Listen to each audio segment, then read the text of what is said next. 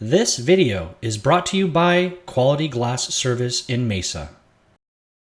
Humans became aware of glass made by molten lava cooled down to make obsidian.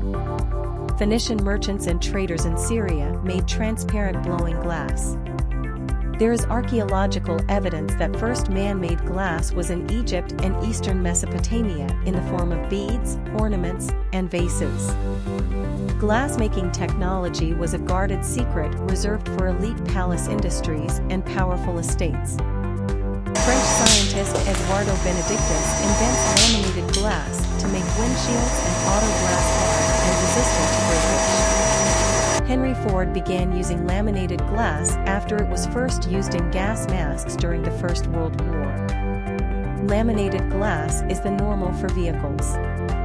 Improvements in automotive glass and technology led to many innovative windshield designs in the first half of the 20th century. Quality Auto Glass, LLC, believes that nano and future decomposition technologies will replace traditional laminated auto glass. For example, Corning Automotive Gorilla Glass is the future of windshield auto glass. Gorilla Glass is currently only available for off-road and heavy-duty vehicles. This video is brought to you by Quality Glass Service in Mesa.